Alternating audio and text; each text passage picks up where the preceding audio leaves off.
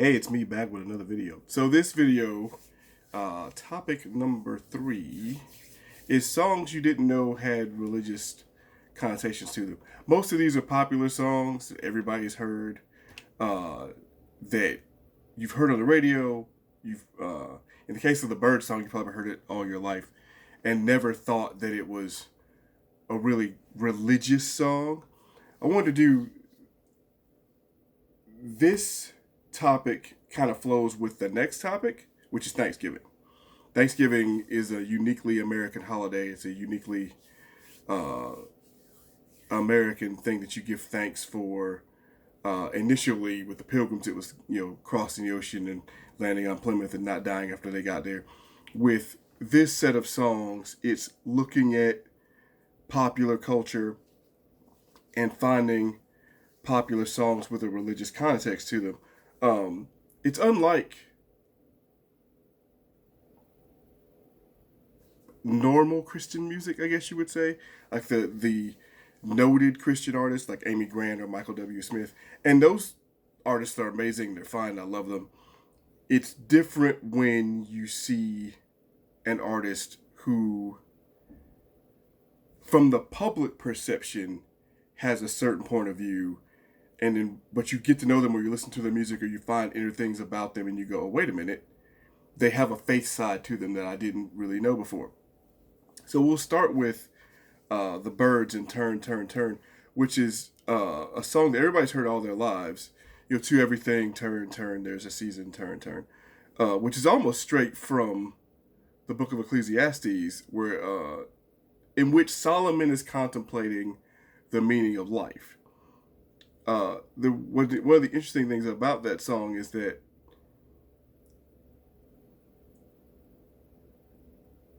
when it was written, some people would like to say it was written in kind of a tongue-in-cheek idea. When I've actually got the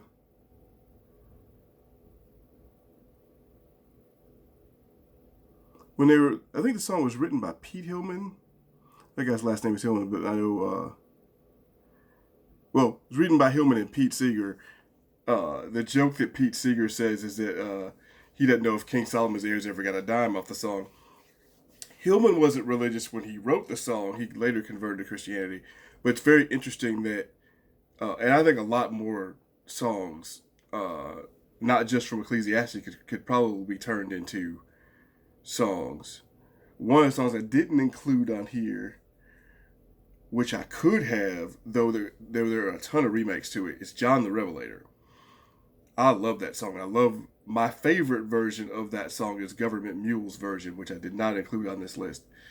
Uh, I if I may go back and actually add it to the actual playlist because their version is they do a version of that song with the Preservation Hall Jazz Band that is like a revival. It's amazing. But that was Turn Turn Turn. The next song I want to talk about that was a huge radio hit, like a huge radio hit. It was on Grey's Anatomy, if I'm not mistaken. Is "You Found Me" by the Fray. You'll find a lot of their songs have a faith component to them. Um, Isaac Slade, who's the frontman of that band, the reason he wrote the song was he was thinking about why bad things happen to good people, which is really a question that a lot of people ask when they go, well, if you really believe in a just and loving God, why does he let cancer take 6-year-olds? I don't know the answer to that. I don't think anybody knows the answer to that. But the question is always difficult to confront for human beings because what you end up finding is that you always ask why when you're in the middle of a crisis, and that's a lot of what this song is about. Especially in the chorus, he said, you know, why'd you have to wait? But you found me anyway. Is paraphrasing the chorus of the song. But it's about that feeling that even though you're lost and things look really bleak, there's hope there. It's an amazing song. It is one of those songs that when you're really down and you listen to it, you're like, oh, it's kind of like tying a rope and knot in a rope and hanging on. Another song that was a radio hit by an actual Christian band, Switchfoot's "Dare You to Move." I really like this song. It's actually about how during different stages of your life you stumble, because it's what people do because we're human, and you try to pick yourself back up. And it talks about, that salvation is there for you if you really want it. It's a very interesting song. Like I say, it's decidedly Christian by a Christian band, and it's their biggest radio hit. It's probably, I think, their only radio hit. They're a really good band, though. Then we get to kind of the songs that are the core of this list. You really didn't know what this person was talking about, and I'm just going to cut to the chase on it because there's a lot of other songs here like Mumford and Sons, The Cave, and which they have a lot more religious songs in their catalog too. Because there's The Cave and there's one other song that I included on this list by them, which is, look at this list.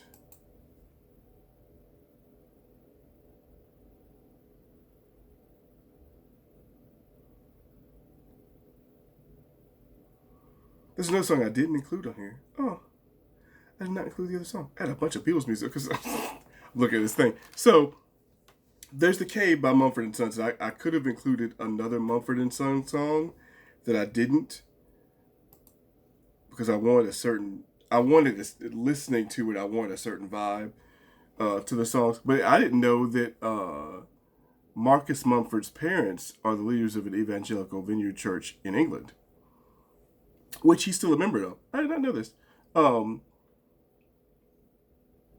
But much of the words in The Cave are referring to the trials of St. Francis of Assisi, as recorded in a biography by G.K. Chesterton. And he talks about Francis's journey through poverty and how, despite poverty, he found happiness through God. It was said that St. Francis converted after spending time in a cell or a cave, and that he emerged from his isolation with a new perspective in the world and saw things completely differently.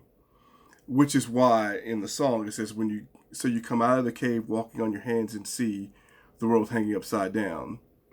You can understand dependence when you know the Maker's land. That's what I found that was the most interesting about doing the research for this list, is that to listen to most songs, it's catchy and the hook is there and you get immersed in the song and you hear the message however long you've heard X song, and you never think about what they're really saying, especially when you're younger, until you get old or older and you sit down and you go, oh, that's what's really going on in this song. And one of the songs that did that for me, because I'm going to get to the song that inspired this whole thing in a second. Well, let me cut to that first and I'll talk about you too. The song that really inspired me to do this list is Let's Go Crazy by Prince. So in a lot of interviews, and Prince probably didn't do as many interviews really talking about his music as a lot of people think. His Larry King live interview was really interesting because I think it came on the heels of it was before the slave thing on his face. But I remember I saw this clip of it because they're doing this retrospective currently of Larry King out in LA. And one of the quick clips they showed last night on KTLA was him interviewing Prince. I think he's interviewed Prince 3 or 4 times. But and Prince was, if you go back and watch it, I watched a few interviews by Prince to set up for this because I was just amazed by this song.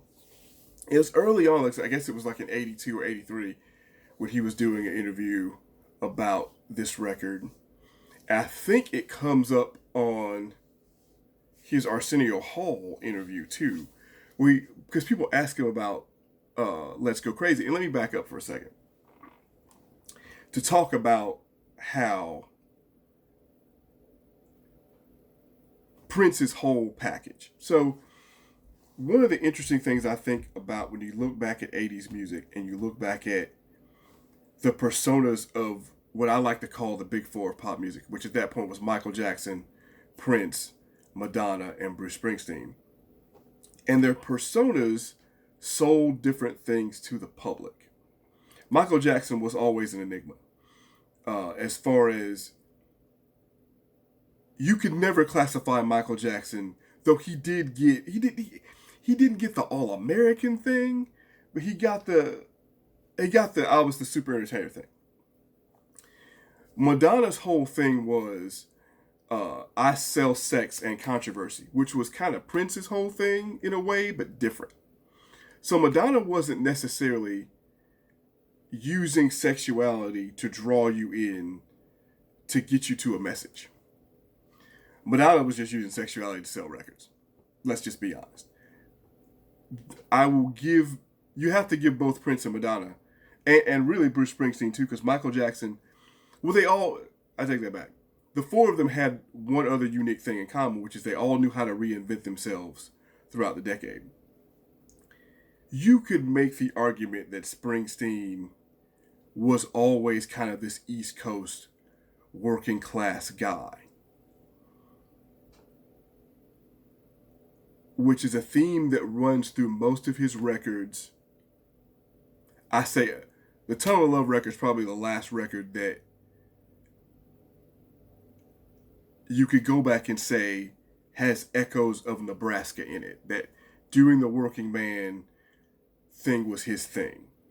That he was in that same group with Mellencamp, and I think I've done I've done that list on Facebook, but I'm gonna go back and do that list on this format because there's a bunch to talk about the working class hero, the Americana rock thing. I can't remember if I've done it on here now, but I know I've done it. But he kind of reinvented himself after the Tunnel of Love record. Madonna was always kind of reinventing herself. She was early on, she was the Jersey Girl. Which record was it? Then there was the Sean Penn years, and then I think the Material Girl was 84, and then Like a Prayer happened 89, I guess. The hot brunette era, and then you get the Vogue era, the I Dated Warren Beatty phase. She's always kind of reinventing herself because she went from being a pop icon to being a dance club icon, and then somewhere in the 90s she decided she was a G. I'm still confused about that. And that record wasn't even good. It's the music makes the people, that record was horrible. But she did reinvent herself. But Prince's whole thing was, and Eric, it's the thing I've been thinking about this whole week when I was setting up to do this video. Eric Bischoff has this book, which I think people should read, whether you like wrestling or not. It's called Controversy Creates Cash. If that wasn't the hallmark for Prince's whole thing, he even has a song, I think, that's on, no, it's not on the Purple Rain record. I think it's on the record right before this, called Controversy. And in that song, he lays his whole thing out. He's like, you're trying to figure me out. You don't know whether I'm straight or gay, or if I'm black or white. You don't know what your deal is, but you're just entranced enough with me to watch me, to figure out what I'm about. And his whole, every record, every interview, everything he was an enigma. He drew you in to get you to the message. And his message was, and you only really find it when you get down to his liner notes and start reading his lyrics and putting everything together in context. So Let's Go Crazy, which is a song that inspired me to do it,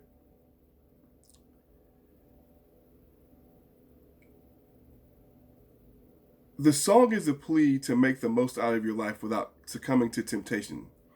In the song, the de-elevator is the devil who's trying to bring us down.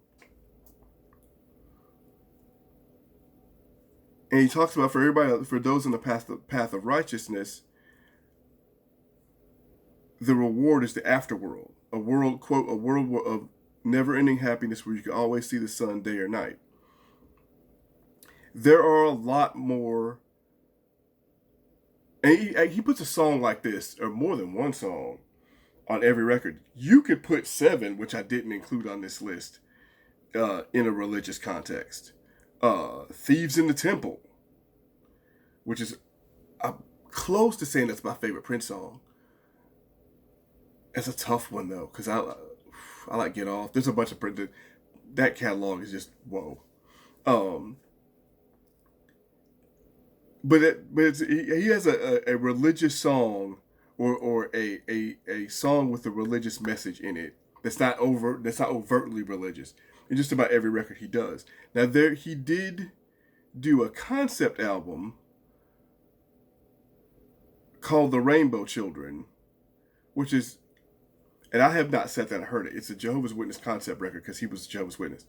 And the irony is, I think at one point Michael Jackson was a Jehovah's Witness because I believe his mother was a Jehovah's Witness. I hadn't heard The Rainbow Children. I can just, without comment, I think people should listen to it because I might go back. There's 3 or 4 concept records that I'm very interested in sitting down and listening to. I've been deep into Operation Mindcrime by Queensryche for years, and there are a bunch of songs on that record that I want to do as part of like a concept record list, because it would be that 2120, Rainbow Children, Quadrophenia, either the White Album or Revolver. Sgt. Pepper's also a concept record. I think Jackson Browne has a concept record that I'm missing. There's like, I already got like a whole list right there. Concept records. That's probably going to get done. There's U2's Until the End of the World, which is actually during the Zoo TV thing. What I love about Zoo, and the Zoo TV thing, let me back up for a second.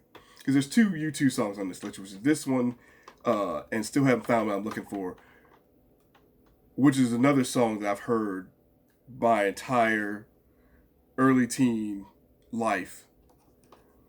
Until the End of the World is the Last Supper from Judas Iscariot's perspective.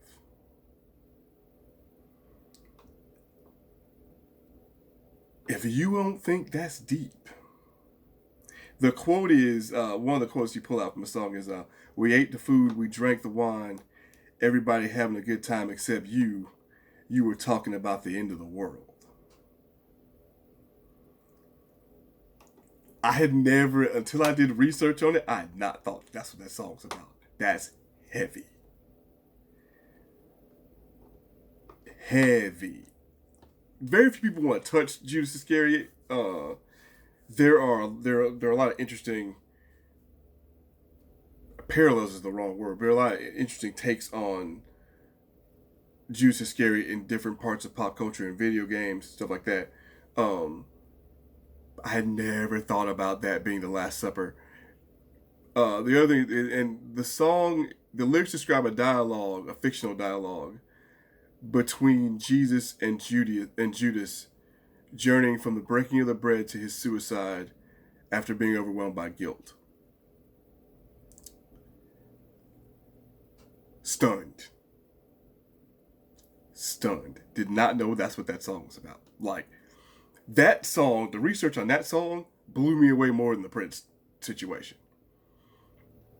But much like the Prince situation, what's interesting is that Zoo TV as a tour and as another, you could almost say that's a concept record, but it pulls you in because what that whole thing talks about is ultimately the excess of Western culture, the dumbing down of society by television itself.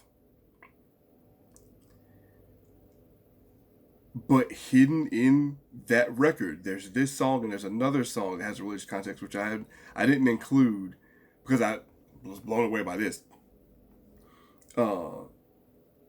Just blown away by just the research on this. But that record is a much heavier record than you think it is. The other song that's super popular, way more popular than that song, because In the World is kind of tucked away in Zoo TV. Are You Gonna Go My Way is everybody's heard that song.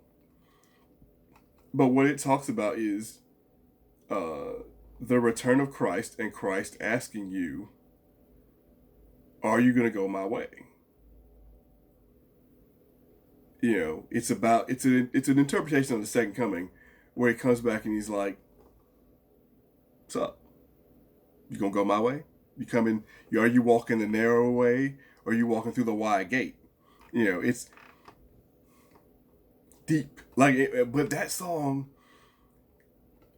part of the reason you as a casual listener missed that message in that song is because, and it's, I think because Slash plays guitar. No, I think Slash is on that record, but because I know Slash has helped co-write "Mama Said," which is on the same record. Uh, that song hits pretty hard though. It's part of the issue with it. It's a rock song. The riff is one of the most recognizable riffs in modern music, and it's solid. That's just a 4/4 bam bam bam bam bam song. Just a hard driving 4/4 time song that just gets you. But you wouldn't even think about that. Oh, he's talking about the second coming if you hadn't really listened to the lyrics. There's a couple other songs that were kind of obligatory. I tried to stay away from, as I usually do, what I like to call no-brainer songs. This is one of those topics where I couldn't kind of get away from it. So, Hallelujah by Jeff Buckley, which actually shows up on 2 or 3 lists, because I'm just unabashedly a huge Jeff Buckley fan. More people should listen to Jeff Buckley. That's on the list. Hands by Jewel is on this list. Higher Love by Steve Winwood is on this list. The one song on the list that should be controversial, and it's why I included it, is Somebody to Love by Queen. You could say Viva La Vida is also controversial because while there is a religious element to it, and you could find a religious meaning to that song, it is more about some interpretations see that song as a song about Christ coming back and not recognizing the world, because when I rule the world, it was like this, and that gets into the whole what the interpretation of really ruling the world is. But some interpretations, I think the band's interpretation, Chris Martin's interpretation is about a fallen king. Take that for however you want to take it. Somebody to Love is the controversial one on this list. I try to include 1 or 2 songs on the topics because I want controversy and I want people to talk about it. I want a little back and forth with people to share, to really get into it, not get into it, but to have discussions about the topic.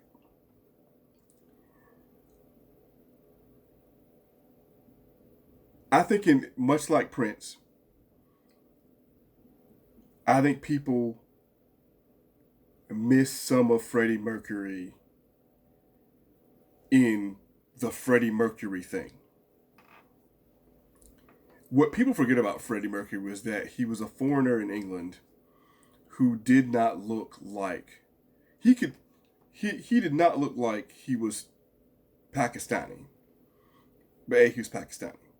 But he was also a devout follower of Zoroastrianism. And in a way, I think this song is about not just his inner struggle, because he had a lot of inner demons, and not just that had, I think, less to do with his sexuality, though some people, that's part of the controversy about this song, is that how many aspects of his life come to play in this song. What I found, and one of the reasons why I included it on this list, is there are 2 songs on this list, because I'm going to close that with this song and talking about the number 16 song on this topic. When you listen to the lyrics and you listen to the way that Freddie sings it, I related to that song because it sounds like the everyman plea. I think that's the truth about Prince, the truth about Freddie Mercury. I think the truth about Bono is that when you get past the persona and you get down to the songwriter in the quiet moment with just a notebook and a pen. And in essence, they're just bleeding all over the page because they got nothing else. It's just you and a thought and the instrument. What are you going to say? And what you find is that they end up not betraying themselves, but they end up putting out what essentially is who they are. And I think Freddie, I think his whole life was the struggle with his insecurity, with not just finding someone to love as everybody's trying to find, everybody's trying to find a partner or a girlfriend or a wife or whatever, a husband. Everybody's trying to find a significant other. But I also think everybody's searching for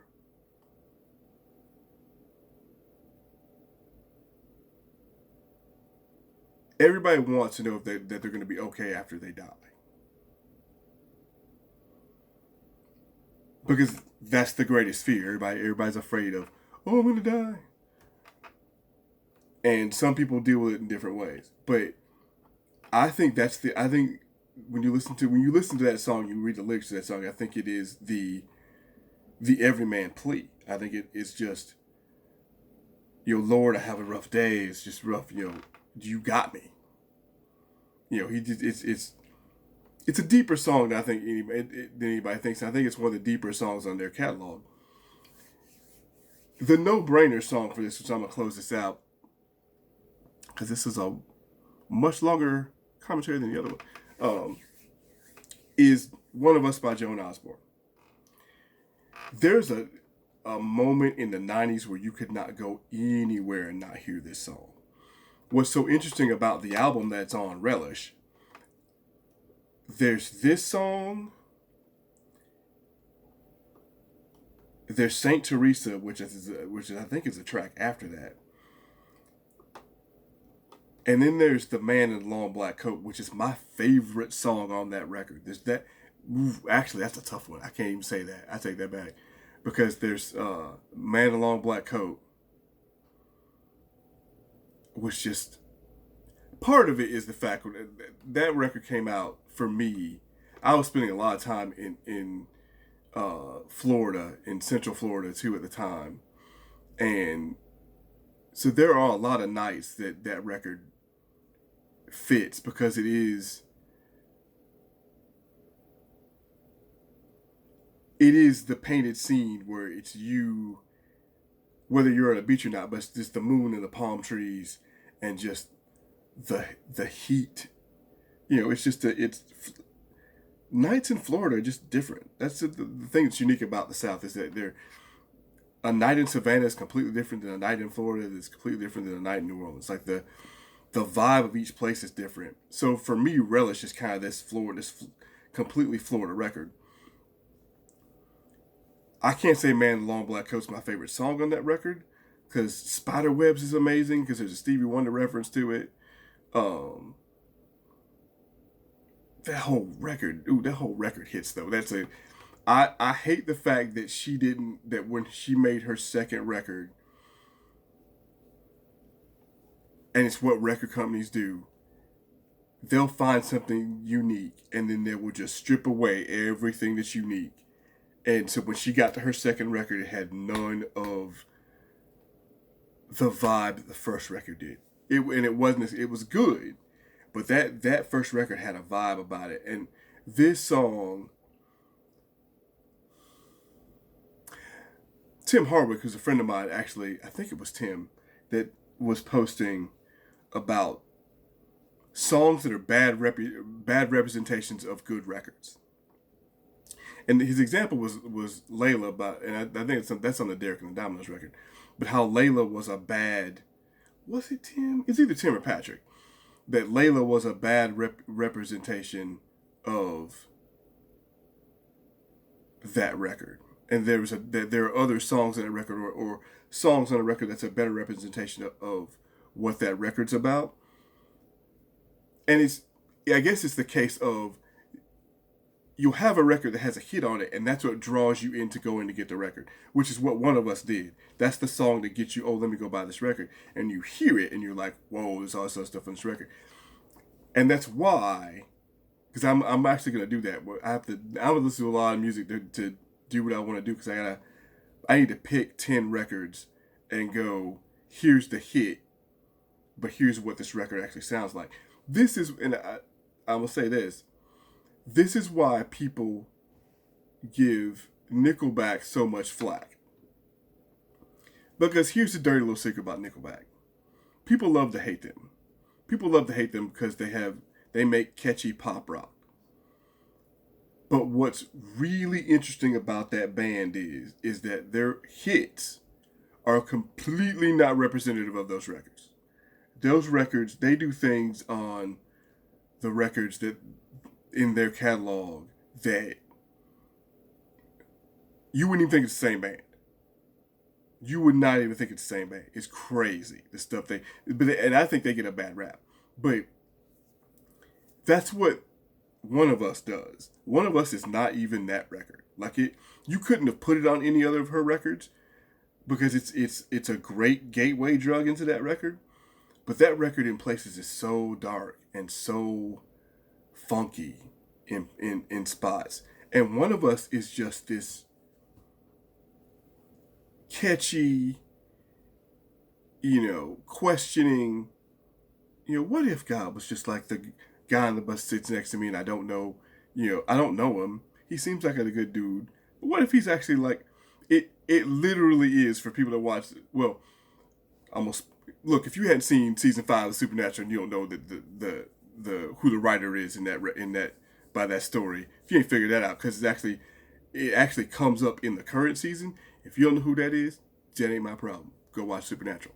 But it's that thing that the idea that God just isn't ever present, but he might be just walking around chilling, like to come all the way back around to the fray. The way that song opens is, I found God at the corner of First and Amistad when the West was already won. I found God smoking his last cigarette. Asked him, where were you? That in a way, you could always, that he's out there. It's one of the long running background threads of Supernatural is the search for God. It's the search for God as a physical being, given all the stuff that happens in that show. And I'm going to close out on this, and then to actually talk about Supernatural for like 30 seconds.